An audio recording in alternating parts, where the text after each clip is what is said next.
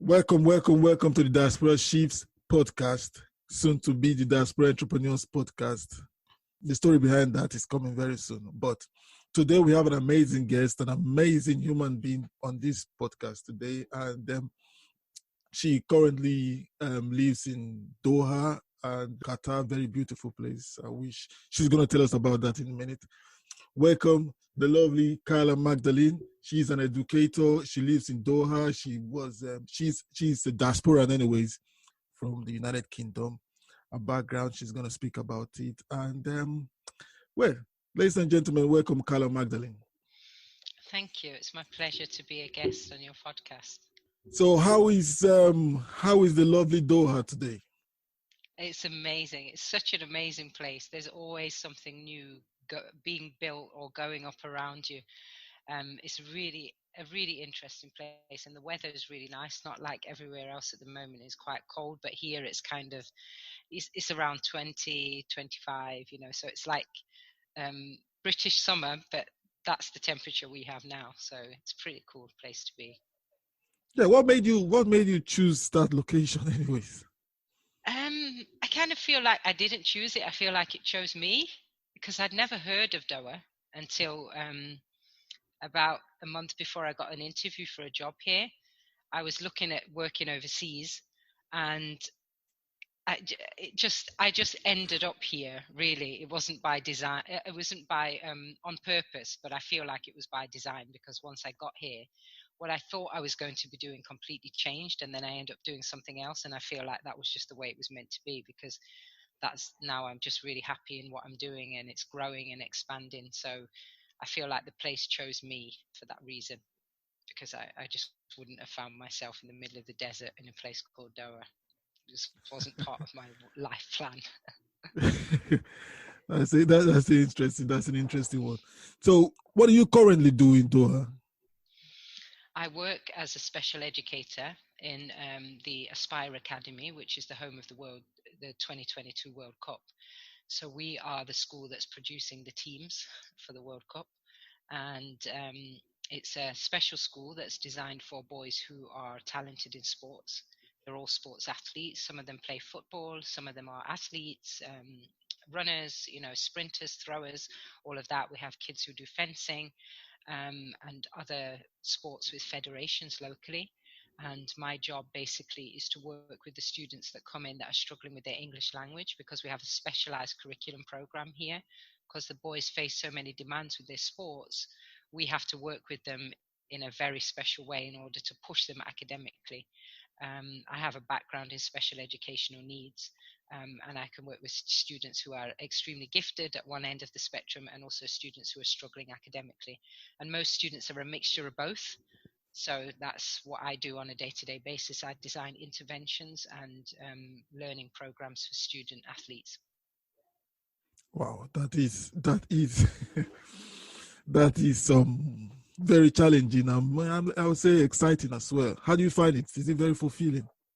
It's a lot of fun. It's a real lot of fun. It's one of those jobs that you need your energy every day. And if you don't have your energy, they will make sure that by the time you leave, you're either flat out drained or you found some energy. They're teenage boys. And they're athletes, so they're full of energy and they're full of personality and character. I never stop smiling. They just make me laugh every day, and they make me scratch my head, and it's just like, what is this? But it's an incredible job. I love it very much, and it was an accident. I was here by accident, but I just love it. Really, I just thrive on it, so it's great. Yeah, I can see you thriving, because the way you smile, your face just lights up when we start talking about that. Yeah. Yeah, I have all my accountability sheets that I track them. Can you see it? It's like I can see them. Every single thing they do has to be documented, because you have to really keep on top of them. But it's fantastic. Working with kids is amazing, because they are just real, and whatever they show you is who they are. You have to respond to it, and you have to be ready. Oh, that's good. That's good. So being an educator, you started a side project or a side hustle or a side venture. Why? I have, because I just want to be better. I want better for my students. I've been in it for more than 15 years, and I've been a parent for more than 20. So I'm really passionate about kids. I feel like the way that kids get treated and the way that the adults respond to them is really important because it shapes their future. And so for me, all of this that I'm doing and all the side ventures are just as an attempt to improve the education system. I've been in it for so long. I've been a student when I was a child growing up. I've been a parent and I've been an educator. And so I've seen a lot in the education system, a lot that works really well and is really special and is great, and a lot of stuff that doesn't work and needs to be changed. So for me, I realized that I had a unique experience and perspective that I could build on as an educator by developing these other projects. A lot of it comes out of part of my role is providing training for other teachers on how to deal with difficult students. I've been doing that for a number of years as well. So once I saw the challenges that the teachers were facing, and that a lot of them were passionate, but they couldn't get to that point where they felt like they were really enjoying their work because there were just so many demands. That led me to start thinking about ways that I could help and ways that I could contribute. I have an excess of energy. So sometimes people would be like, "Aren't you tired?" And I'd just be like, "Yeah, but I still want to do more stuff." Yeah. Um, so knowing that and knowing that I have that and that sometimes my colleagues and other teachers are tired at the end of the day, but I'm still full of energy, or, I'm tired for a time, but then after an hour, I'm ready to jump back up again. I knew that I could do more, that I had some, skills and some extra energy to contribute to develop something that would help more people to get out of education what I get out of it. Yeah, because you started this company, Wellbeing and Wonder. Yeah. What's the motivation behind that? Is it what you just spoke about? Yeah, it's all about teacher well-being, and There's always a lot of talk about the students and student well-being and how they can get the best out of being at school, but there is often very little consideration for the teachers and what they have to go through in terms of their own well-being and how they can take care of themselves while they take care of the students. And so for me, instead of focusing on more interventions for students and more of the same type of teacher development that we see a lot of, which is how teachers can be better, it's like teaching them stuff they know over and over again. I decided to change it and just offer something else and to focus on them as being the important person in the room. The students are very important, but if the teacher isn't at their best, then the students will never be. And also part of what I'm doing is about building a community that can support educators, because quite often the demands that are put on them are far too much and they're always increasing. Every year there's a new thing that teachers are expected to do. So I thought about building something that can help teachers to be better, but also help other people to step up and start taking some of the responsibility instead of just criticizing teachers all the time.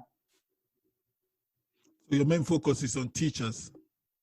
Yeah, it's on teachers, but it's also a community project. So it's about bringing all the people in the community who are doing amazing things in terms of well-being and education to work in collaboration with teachers. And, that starts with the podcast, which is all about just getting those people talking to each other and knowing that each other exists so that they can then begin to collaborate and work together as a team. It's kind of like a tribe or a community, like they said, it takes a village to raise a child, but there's no village. There is no village. The village broke down a long time ago. So for me, I'm trying to build that village from right here where I am. It's everybody's responsibility basically to raise kids, and teachers can't have all of the responsibility put on them. Oh, that's kind of noble, and I wish so many people just follow their passion, because it is, you see, so many. The purpose of this podcast is actually for professionals like yourself who are diasporans, who are not in their country of origin. Can you tell us a little bit about yourself? Yeah, I'm originally from Scotland. I was born in Scotland. I moved to England when I was 9 years old, because my dad is Jamaican and he didn't want to live in Scotland as a Jamaican at that time. That was in the late 70s, early 80s. He felt like he needed to be somewhere that was more multicultural. So he moved with me and my sister at the time to England, and we grew up in Nottingham. And I grew up in a quite a multicultural community there. We had lots of different people from different backgrounds. And, you know, we went to a really mixed school with lots of other kids from India and Pakistan and, you know, Africa and the Caribbean. So that was my early experiences. And my parents were mixed. My mother was Scottish and my father was Jamaican, and that was quite an interesting experience growing up, because you just grow up across two cultures. And I didn't have a lot of exposure to my mother's side of the family when I was growing up. It was mainly my dad. So for a long time, I just saw myself as a Jamaican person, because that's all I knew. That's all I knew, you know. And then as I grew older and I just had more and more exposure to different things, and, you know, it's still a strong part of my identity, because I think that's just the nature of being a human. You identify with the culture that you're most exposed to.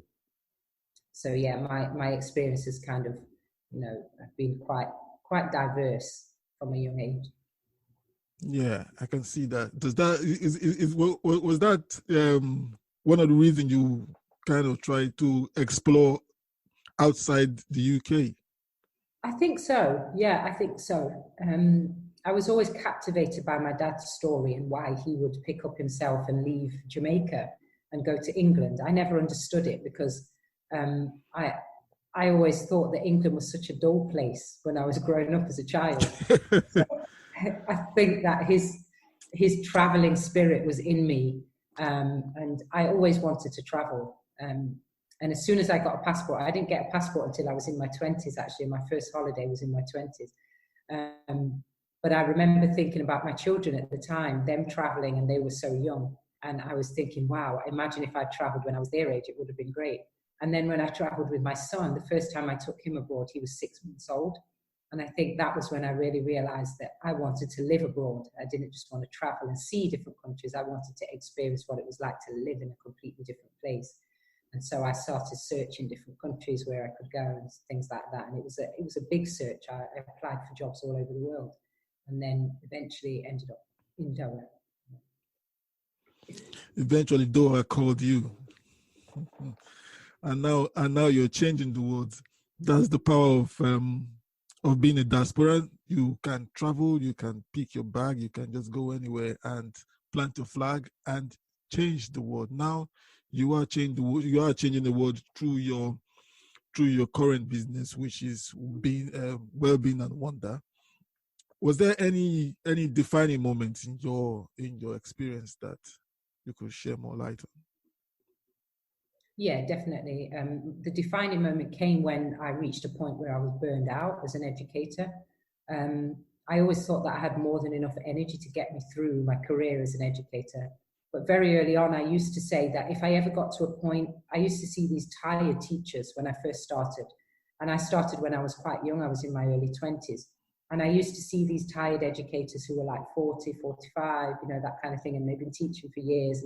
And I promised myself very early on, when I saw their lack of drive and their lack of enthusiasm, that if I ever got to that point, I would quit.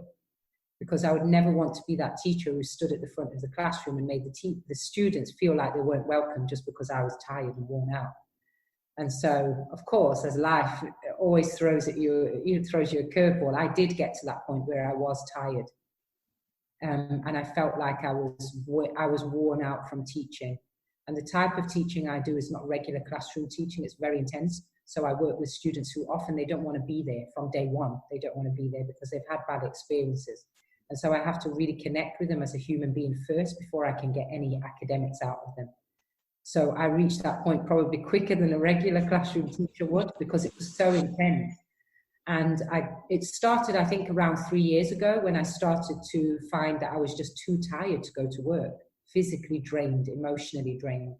And combining that with personal issues as well as an educator, it's just overwhelming, because you can't have a bad day in my job. You can't turn up and just not care, because the students will feel that and it will disconnect you from them. And then you lose all the work that you've done to get them to build up that trust and everything with you.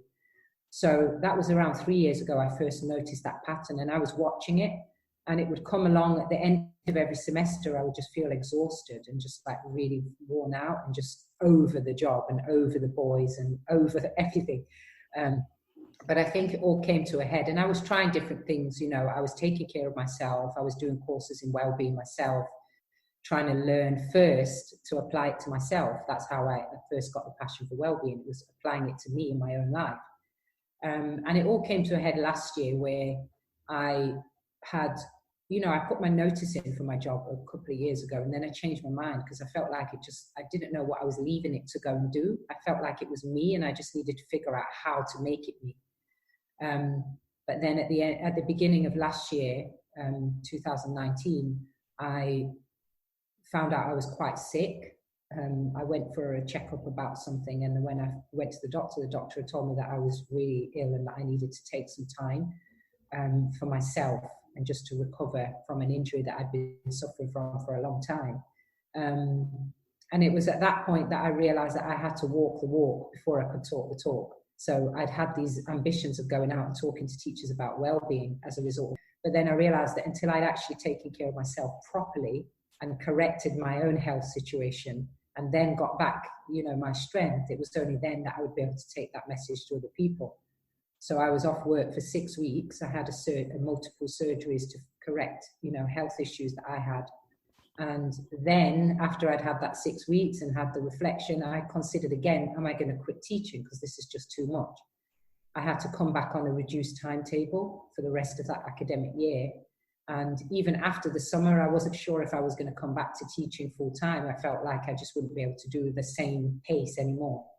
And so I started to think about how I could step into the role of a wellbeing educator for teachers more fully, instead of just doing it part-time and just kind of trying to, you know, fit it in around things. I could actually live it and then share it with other people because I felt like it was really important.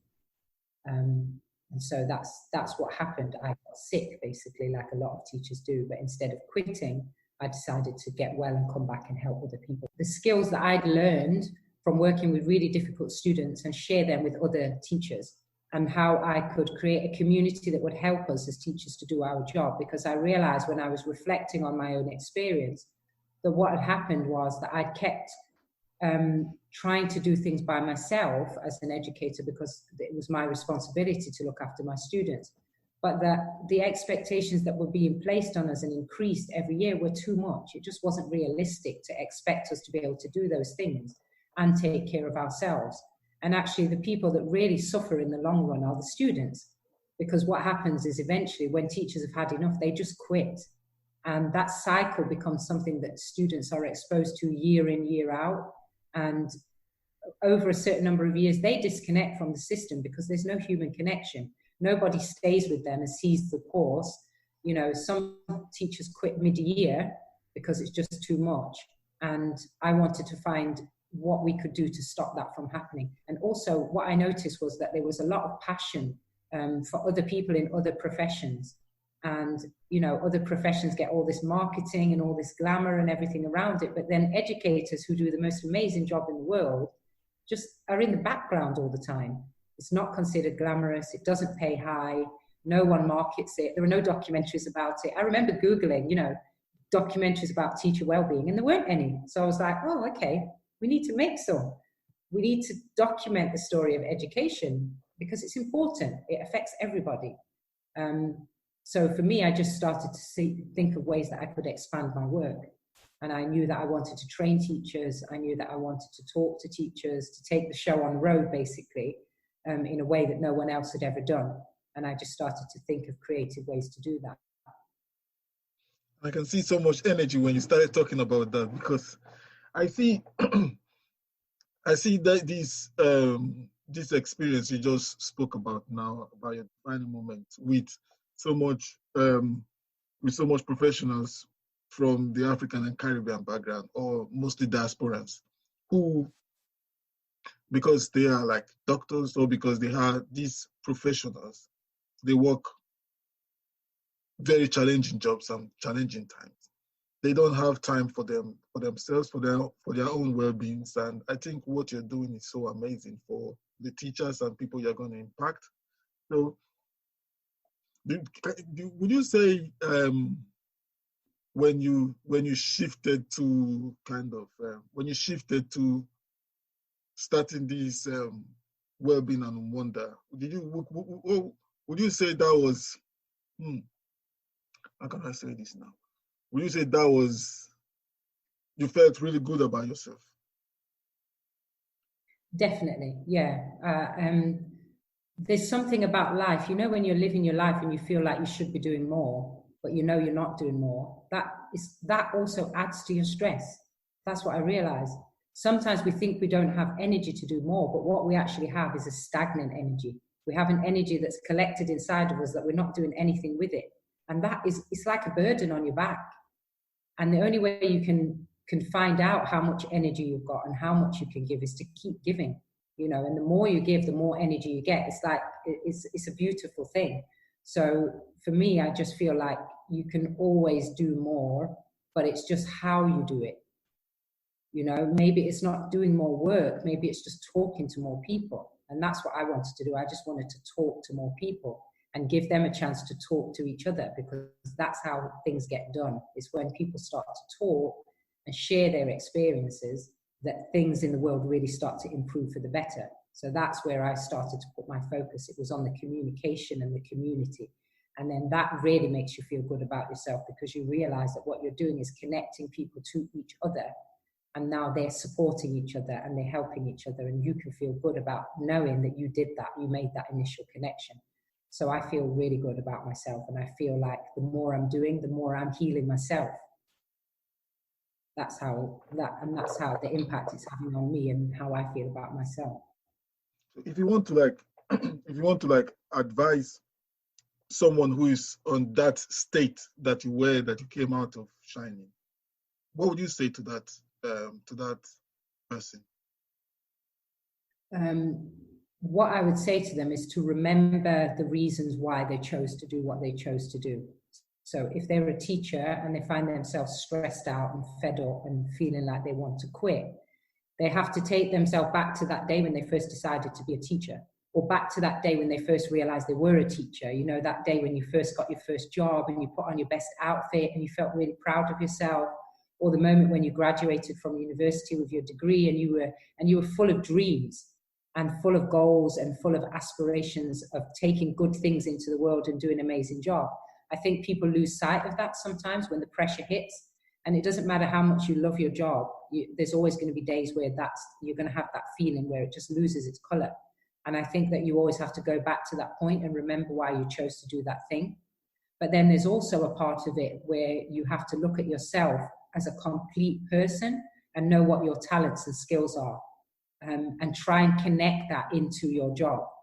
I don't believe that jobs should be separate from your personal life. I think that the idea of this is my job and my professionalism and this is my personal life separately over here, I think that's old-fashioned. And I think it worked for a while. But now in the world where work has become so many of the hours, it takes up so many hours. Now you've got masses of people who are talking about quitting the day job and following their passion. But not everyone can quit the day job and follow their passion, because their day job was their passion at some point. And all they need to do is reconnect into that passion. And so I would encourage those people to find that. If you hate the job and you really know you hate it, then quit. By all means, quit and go and pursue your passion. But if that's not the case and you're just tired and you just need a refresher, then find a way to connect back into your passion and to bring your passions into the classroom or into the job so that you can share them with other people. Wow. That is a great advice there. That is a very great advice. So what is one tactic that has been a big impact in your success of moving forward? I would say, can I cheat and say two? Yes, go ahead. Two. The first one is my organization. I'm incredibly organized. It falls down sometimes,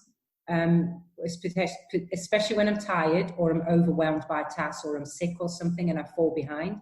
But in general, I'm a very organized teacher and a very organized person. So I keep everything in systems. I use a lot of documentation and a lot of charts and a lot of logs and things like that to keep me on track and to keep my students on track. And also I have systems and routines and rituals that I go through for anything that's special to me. I try and automate it. So in the last few years, what's allowed me to be able to develop other projects, such as the podcast, people think I do it in work hours, but actually I don't. I do it after work, and I do it in holidays. But how I manage to have energy to do that is I automate a lot of the processes that happen in work. So the lesson planning and the preparing of the students' resources and all of that kind of stuff. I don't wear myself out during the day with that. I conserve my energy in the day for my students, so they get the most of my energy. And then my colleagues, they get the rest of the energy. And then documentation and stuff like that is pretty much automated because I've been doing it for a long time. So I'm able to come up with systems that make it easy. So I do that a lot, and that relieves pressure. But also the other thing is that I'm always looking for creative ways to add something new. So I never get to the point where I'm like, okay, everything's automated and that means I can just sit on YouTube during the workday. I don't do that. What I do is with the spare time that I'm left during the workday that other people would be planning, I use that to look for creative things that I can add on to my teaching. So I find new resources, I go and connect with other educators online. So if I am on YouTube, I'm watching a YouTube video about learning or teaching or some kind of technique. If I'm on social media, I'm connecting with other educators or setting up appointments for the podcast, or I'm sending emails to encourage other educators or something like that. Even on social media, I only go on social media to connect with other educators and stuff to do with education. So I'm always looking for new ideas and I'm creative in how I make that happen. When I go for professional development opportunities, even if they're boring, I find a creative way to make it interesting so that I can bring something back to share in my teaching or with my colleagues or with my students. So it's kind of, it's all in one, but it's two. It's creativity and organization skills. You know, I'm not going to go away without speaking about your MiniMe. What's going on with MiniMe these days? MiniMe, she's shrunk even smaller. Can you introduce MiniMe to my audience, please?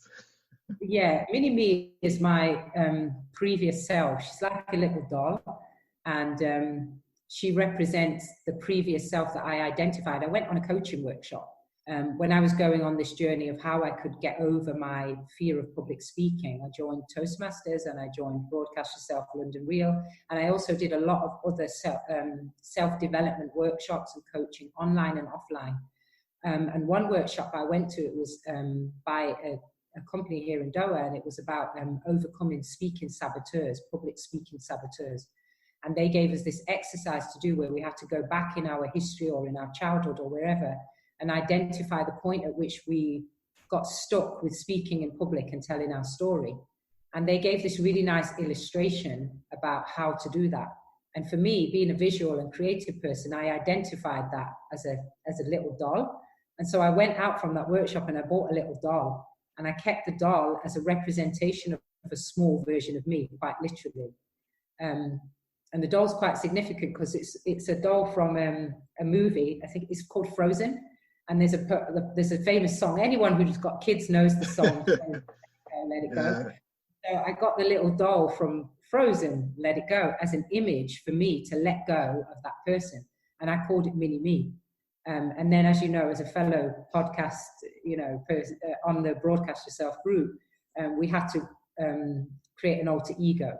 So when I already had an alter ego before that, and my alter ego was Wellbeing Woman, and I kind of invented her a while ago, and she was the opposition for MiniMe.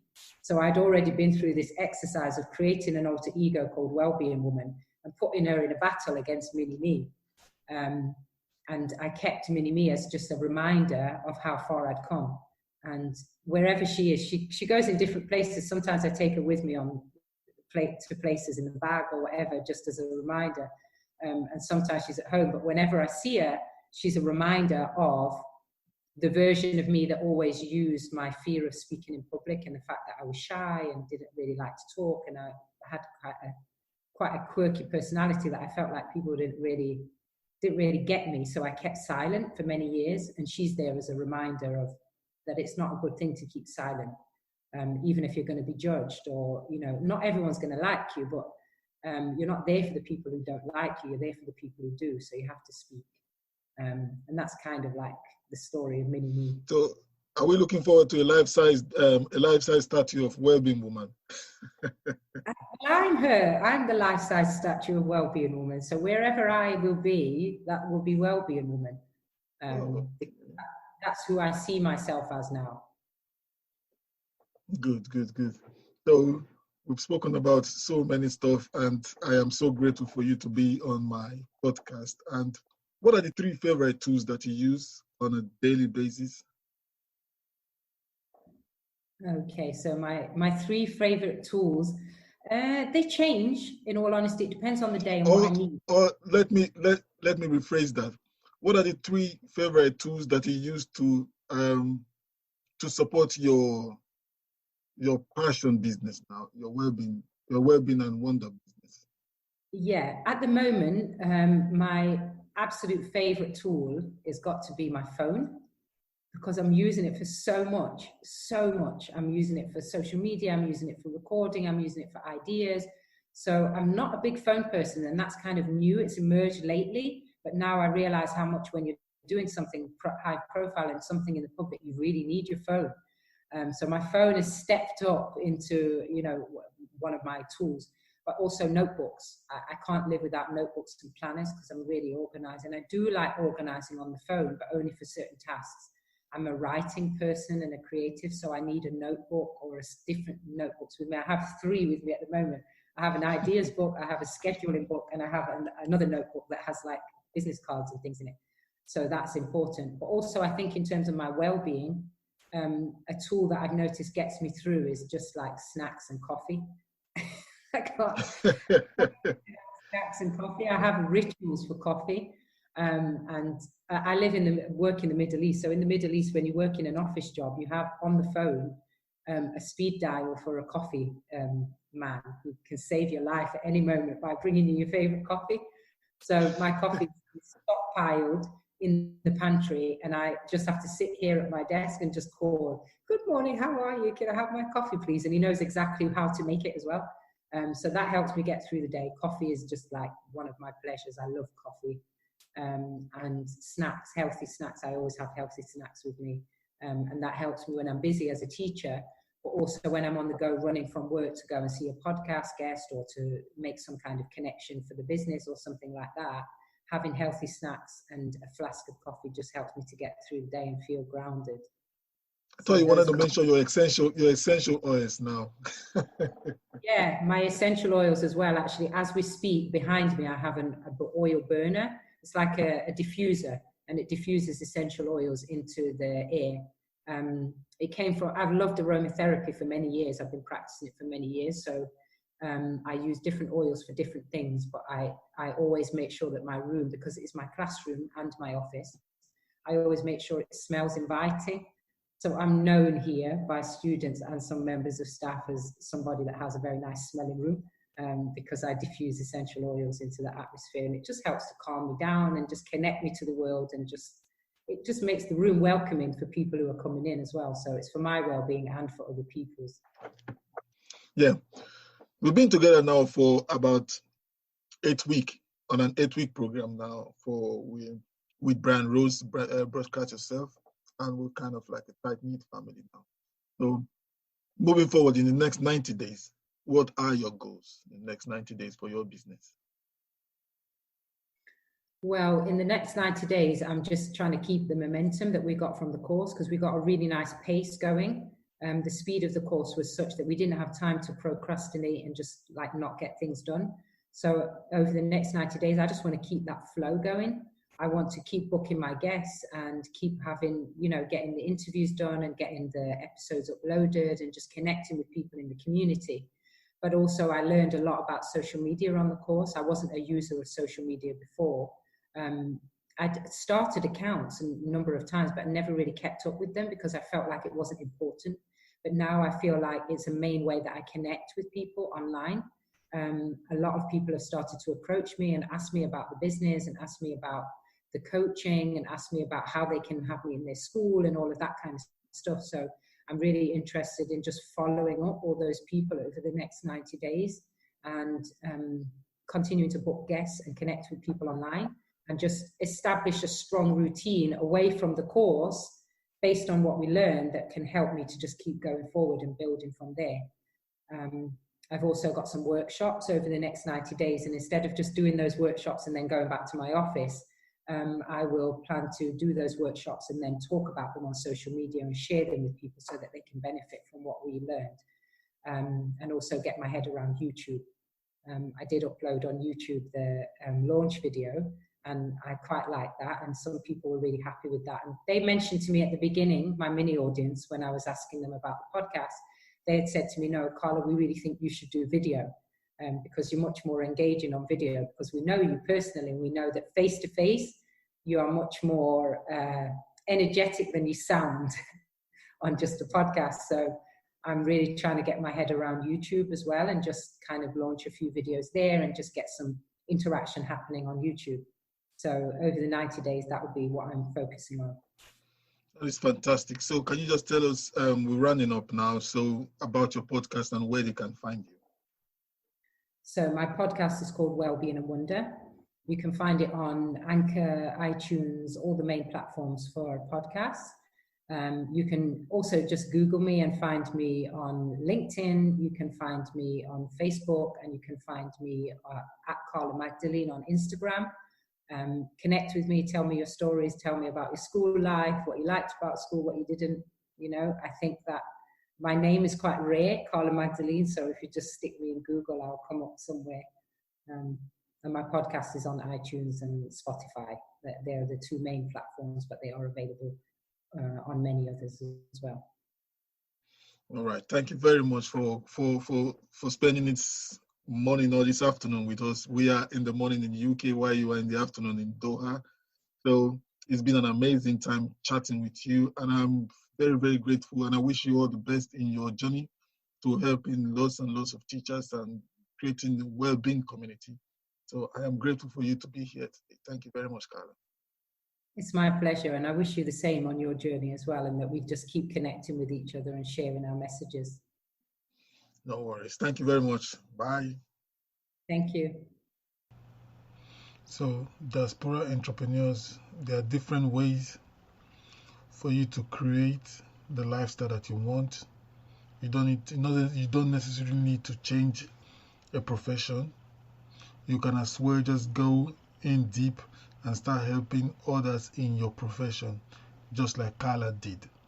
You also can do it. And you can see that she's finding so much passion. She's saying, look, when she starts talking about her ideas, how her face lit up. So you can do the same. You can do the same. If you love your job, if you're passionate about your job, you can actually change your state and help enough others. That is it. So live your best life. And once again, this is Victor Osio, the Diaspora Chiefs, signing out.